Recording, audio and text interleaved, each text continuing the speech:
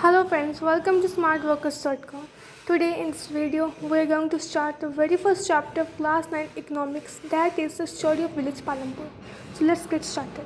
First of all, the purpose of this story is to introduce some basic concepts relating to the production. So means you know now what's production? Production is the process of manufacturing or growing something in large quantity, and this we are going to do through a story of a hypothetical village called Palampur. The meaning of hypothetical is imaginary village. First of all, farming. We all know that farming is main activity in India, and so it is in Palampur. Whereas small other manufacturing activity like dairy products, you can say that transport, small scale manufacturing, they all are carried on limited scales. These production activities need require types of resources: natural resource, man-made items, human effort, and money, etc. Let me give you an example. I have this pencil.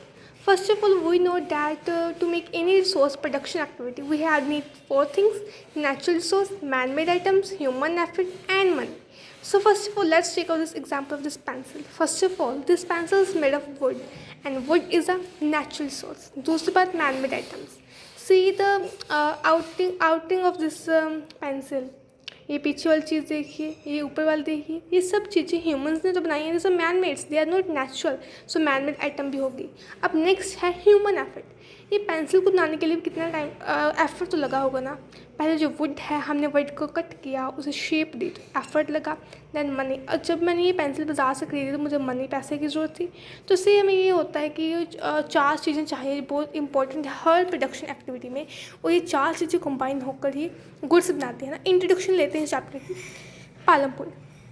First of all, Palampur is well connected with neighbouring villages and towns. मैं आपको overall chapter का बताऊँगी, हम इतने पूरी अच्छे से समझेंगे.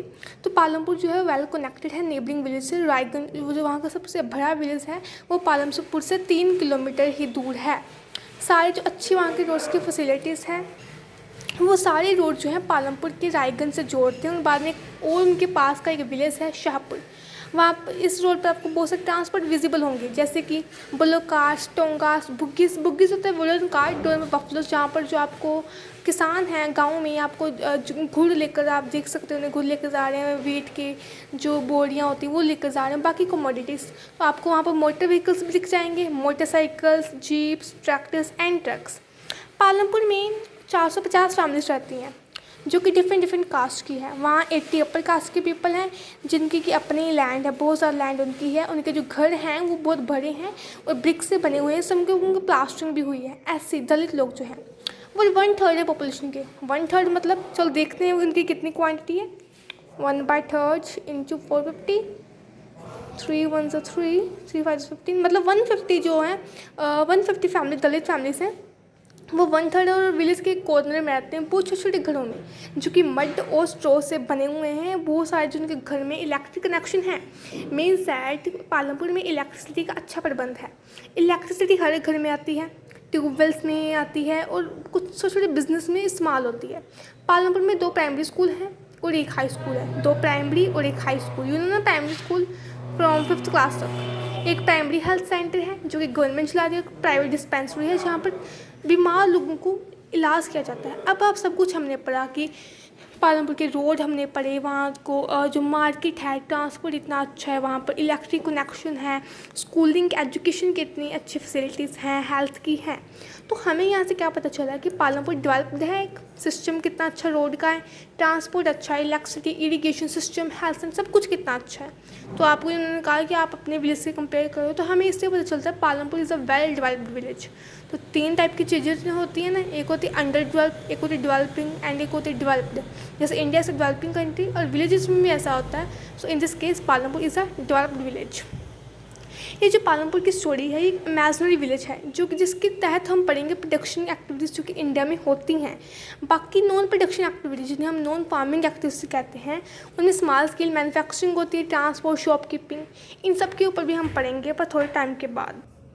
अब हम नेक्स्ट जो हम पढ़ेंगे ऑर्गेनाइजेशन ऑफ प्रोडक्शन, मतलब प्रोडक्शन जो है होती कैसे. मैंने आपको बताया प्रोडक्शन होती है प्रोसेस ऑफ मैन्युफैक्चरिंग और growing something in large quantity. Like कोई क्रॉप उगा रही, मैं वीट उगा रही हूँ, तो प्रोडक्शन की वीट में तब भी कहूँगी जब मैं बहुत बड़ी लैंड पर उसे ग्रो करूँगी. ठीक है, प्रोडक्शन का मेन मकसद क्या है? वो production it is to produce the goods and services that we want. अब कुछ चीज़ को प्रोड्यूस करने के लिए भी ना उसके 4 हमें चीज़ें चाहिए। आप फार्मिंग एग्जाम्पल लेकर चलिए।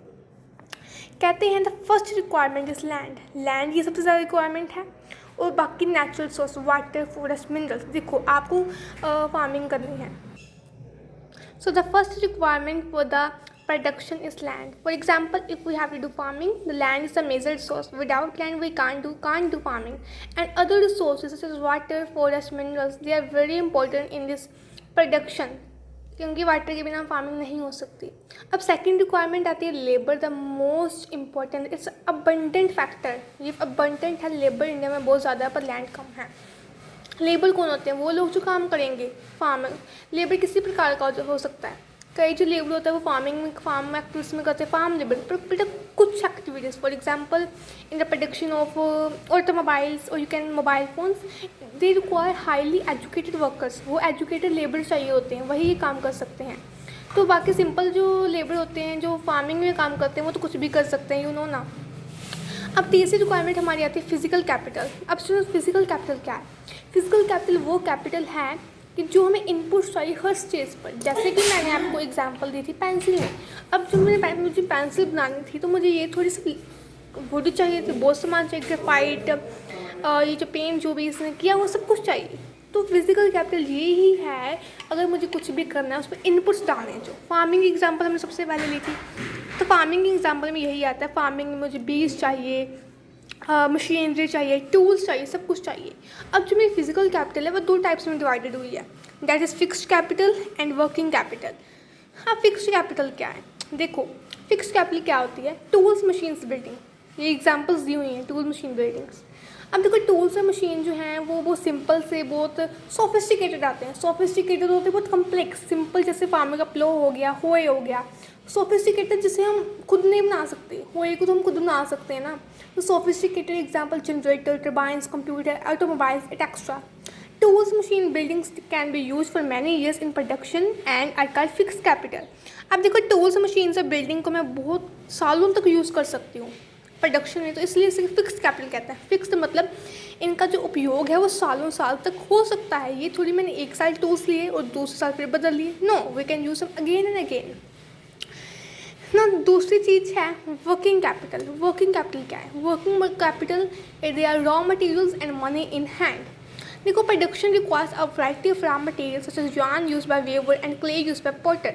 अब कुछ कच्चा सामान तो चाहिए होता है। मुझे पेंसिल बनाना था पर पेंसिल के लिए मुझे वुड चाहिए थी। ऐसे अगर किसी ने yarn बनाना, मतलब कि वेवर ने कुछ मतलब कपड़ा बनाना, सबसे पहले हमें yarn चाहिए। पोटर को कोई भी कुछ पॉट बनाने के लिए क्ले चाहिए। इसलिए बेटा कुछ मनी जो है वो हमेशा लगती है प्रोडक्शन में।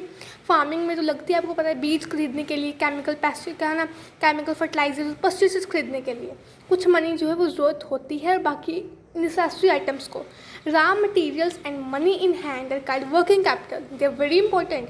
टूल्स, मशीन्स, बिल्डिंग जैसे कि वो तो हम कई सालों तक यूज़ कर सकते हैं, लेकिन बेटा वर्किंग मनी तो हम एक बार यूज़ कर सकते हैं ना। Once spent it can be come back. Okay, अब देखो ये जो वर्किंग जितना हम पैसा लगाएंगे हमारे प्रोडक्शन उतनी ज़्यादा बढ़ेगी।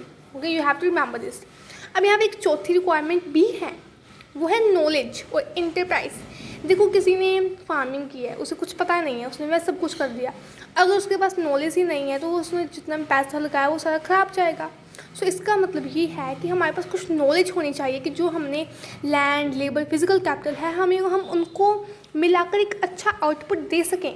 और आज तक बेटा इसे हम कहते हैं ह्यूमन कैपिटल। ह्यूमन कैपिटल होता है human the ability of humans to do something, to think new ideas. Human capital आ सकता है। ह्यूमन कैपिटल को हम बढ़ा सकते हैं, एजुकेशन में इन्वेस्टमेंट हो, हेल्थ में इन्वेस्टमेंट हो। ठीक है, तो ये ज़रूरी है, हमारे पास नॉलेज होनी चाहिए, क्योंकि जो भी हम अपने लिए या किसी के लिए हम कुछ भी मार्केट में हम बेचना है तो सबसे पहले हमारे पास नॉलेज होनी चाहिए, तभी हम कुछ कर सकते हैं। सो ये हमने पढ़ लिया। अब आपको पता चल गया ना, हर प्रोडक्शन में 4 चीज़ें बहुत इंपॉर्टेंट फैक्टर रखती हैं, लैंड, लेबर, फिजिकल कैपिटल और ह्यूमन कैपिटल, जिसे हम फैक्टर्स कहते हैं प्रोडक्शन के। प्रोडक्शन इनके बिना हो ही नहीं सकती। अगर लेबर, देखो लेबर फैमिली भी कर सकती है। अगर किसी फार्मर के पास स्मॉल लैंड है तो ज़रूरी नहीं वो लेबर मंगवाएगा, उसकी फैमिली भी लेबर के तौर पर काम कर सकती है। ठीक है. So let's next to the part we will do in next video. Hope you like. Please like, share and subscribe, and please support us. We will upload next videos very soon. Thank you.